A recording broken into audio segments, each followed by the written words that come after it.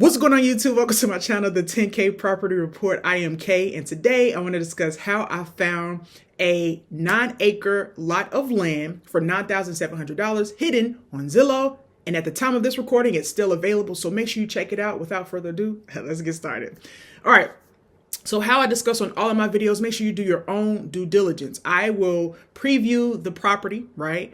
Discuss it, highlight it, and give you the information. However, I want you to do your due diligence because that's your responsibility as the potential buyer. Okay, so let's keep it rocking. First of all, once again, it's $9,700, 9.7 acres. So it's actually almost 10 acres of land.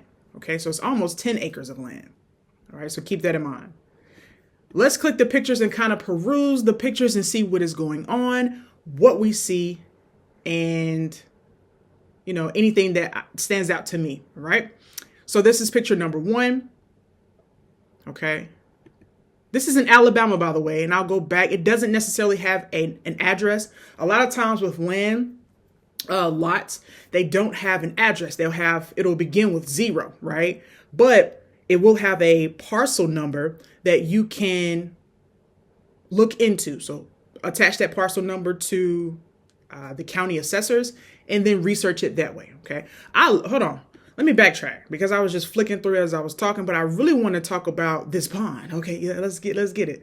So I already know that searching the flood zone is one thing you would want to consider when you're looking at this property and identify how much of the 9.7 acres is usable versus not. So this pond, how big is the pond? If the pond takes up a vast majority of your land, then it depends on what you want to do with it, but that could be detrimental to your overall plans to maybe build a home or create a homestead. Or a lot of people, especially with the economy being the way it is, a lot of folks are doing like communities of their own home, not own homes, but compounds, right? Family compounds where everybody kind of just has a say-so on a plot of land, on that land, and build a house. So everybody's really close, okay? So you're pretty much creating your own neighborhood or community. I love this dirt road. I love the fence. And this property, from what I remember, I'll go back to the description in just a second. But from what I remember, this property does have fencing, which saves the end buyer, right, a little bit of money. Not a little bit, a lot of money, depending on where the fence is, okay? So this is a storage unit that I did see in the listing as well in the description, and is included in the sale of the property as well. But again, I'll go back to the description just to check it out. I love the gate. It just reminds me of a farm, right?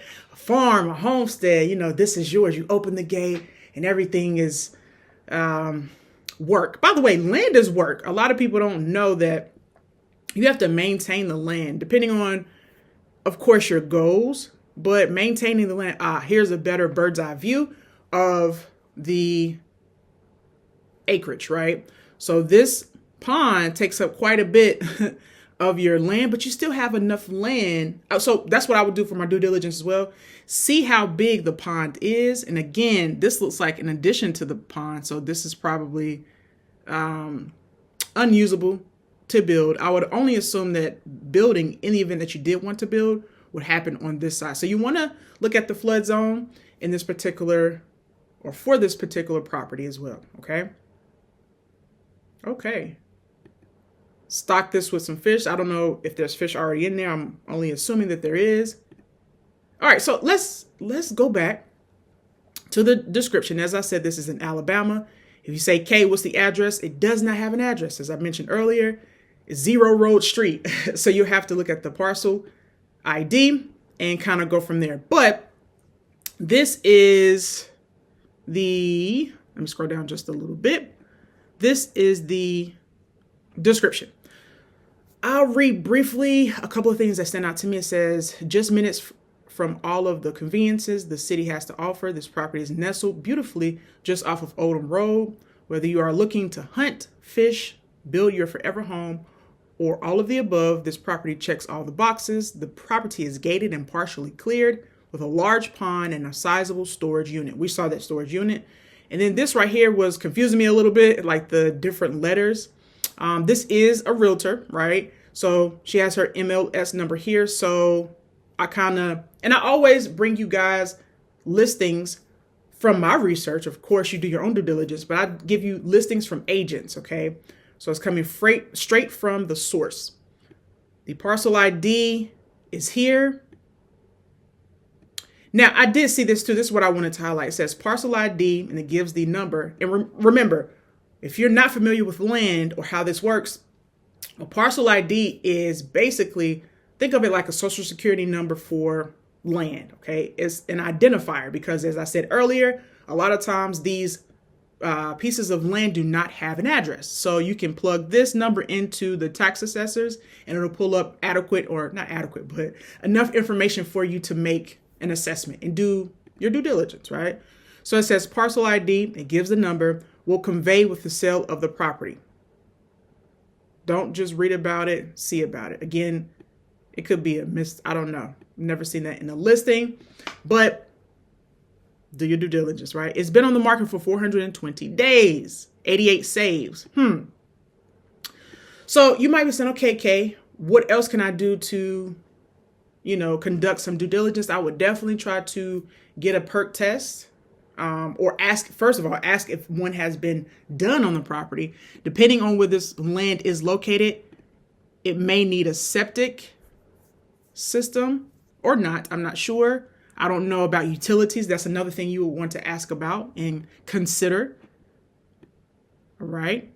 And flood zone. I mentioned flood zone earlier. Make sure you check the flood zone. Now, this is the one thing that I saw that I'm like, why is this a sudden change? Let me show you for a second.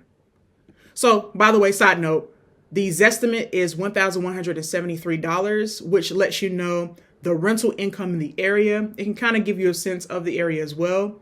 So yeah. All right. So this right here, price history.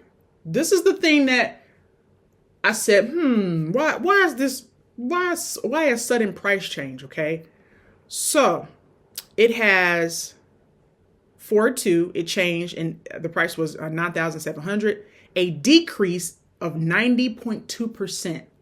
It originally was for sale. It looks like, let's show more. It appears they put it up for sale in 2025. The last time it was for sale, 8/25/2025, and then not the last time. Excuse me. The last time was actually 2/20/2026, which was February 2026, and it was pending sale, right? That sale price, it didn't go through, but that sale price was $99,000. So my question is, which should be your question as well, why the humongous discount from $99,000 to $9,700? That's a huge gap. Most owners or sellers, they don't do that huge discounted price unless they are extremely desperate to get rid of the property. So I have other questions with that.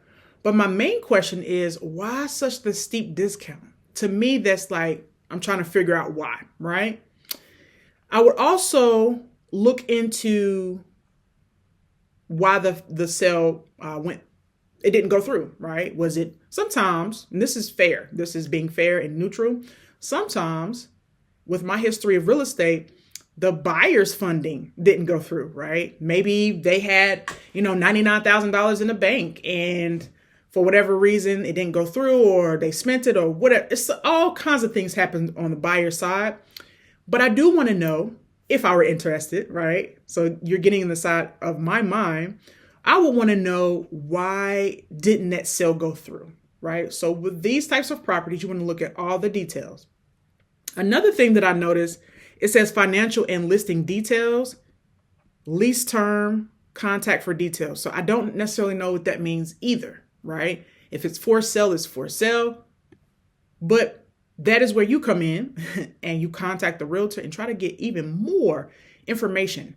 But for my part in this, I wanted to present to you or bring to you a property 10 acres approximately, right? 9.7 acres of land for $9,700.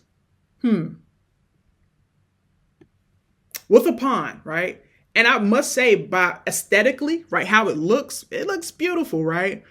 When you think of homesteading, when you think of, owning a farm, even if it's a mini farm is considered roughly like 1 to 4 acres or so.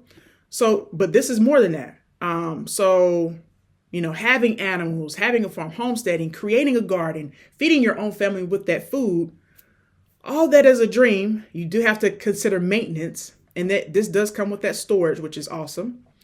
And by the way, a lot of people may not even use this to build a home. Some people might just use it to hunt, right? To have the land on hand.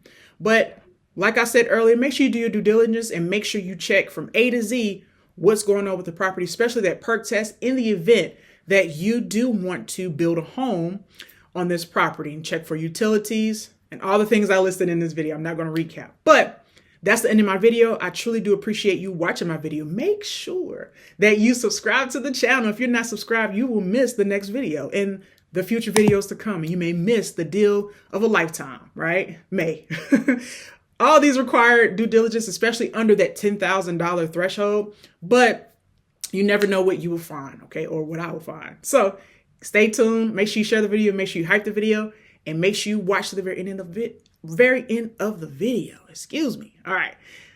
In the comment section, if you made it this far, I truly do appreciate it. In the comment section, go ahead and put the word Zillow. It allows me to know you made it this far, and I truly do appreciate it. Until next time, guys, you stay blessed.